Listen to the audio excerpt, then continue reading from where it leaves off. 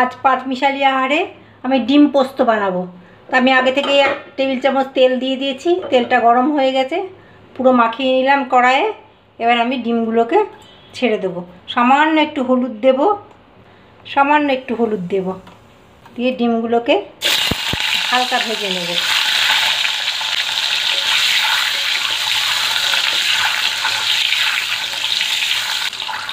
হালকা ভেজে নিলাম। এবার এটাকে আমি তুলে নেব।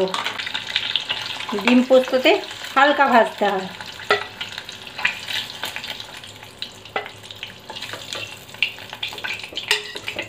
ডিমগুলো তুলে নিলাম। এবার এর মধ্যে আমি কাঁচা লঙ্কা চেরা দেব।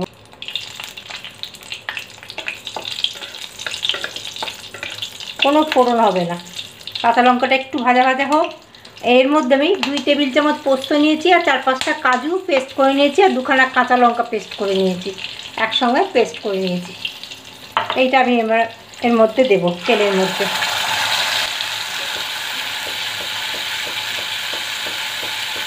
একটু কষিয়ে নেব।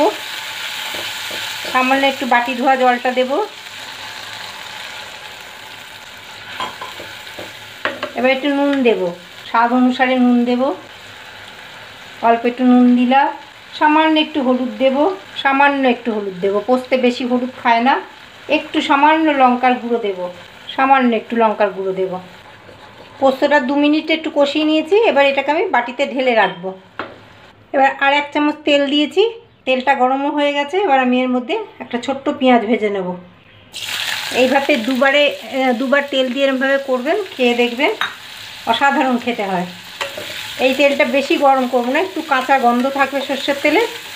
তার মধ্যে একটু পেঁয়াজটা মোটামুটি ভাজবো, খুব লাল করে ভাজবো না, কাঁচা গন্ধটা মরে যাওয়া পর্যন্ত ভাজবো। গ্যাসের ফ্লেমটা একদম কমানো আছে প্রথম থেকেই। আমি এইভাবে ভেজে নিই। দেখুন হালকা ভাজা হয়ে গেছে, এবং কালার চেঞ্জ পর্যন্ত ভাজবো। এবার এই কষানো পেস্টটা আমি দিয়ে দেবো। এর মধ্যে এবার জল দেব, আর আমি কষাবো না। বাটি ধোয়া জলটা দিয়ে দিলাম। ভালো করে নেড়ে দেব। ডিমটাও দিয়ে দেবো। এবার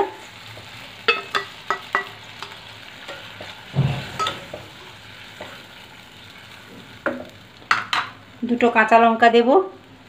এবার আমি 5 মিনিটের জন্য ঢাকা দেব। 5 মিনিট পর আমি আসছি ফিরে। 5 মিনিট পর ঢাকনা খুলছি। মাঝখানে একবার আমি নেড়ে দিয়েছিলাম, কাজু আছে তো, কাজু অনেক সময় তলায় লেগে যায়। আমি এইরকমই নামাবো। কোনো কাঁচা সর্ষের তেলও দেবো না, ধনে পাতাও দেবো না। পোস্ততে ধনে পাতা চলে না, যারা দেন তারা দেবেন, কিন্তু আমি দেবো না। আমি এরকমই নামাবো। এইরকম গ্রেভি নামাবো, এটা শুকিয়ে যাবে। আমার ডিম পোস্ত রেডি। রেসিপিটা ভালো লাগলে লাইক, শেয়ার, সাবস্ক্রাইব করবেন। আর যারা নতুন আছেন তারা সাবস্ক্রাইব করে দেবেন, আর বেল আইকনটা টিপে দেবেন, যাতে আমি যখন নতুন নতুন রেসিপি দেবো সেটা আপনাদের কাছে যাতে তাড়াতাড়ি পৌঁছে যায়। গ্যাসটা অফ করে দিলাম।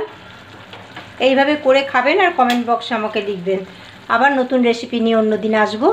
ধন্যবাদ।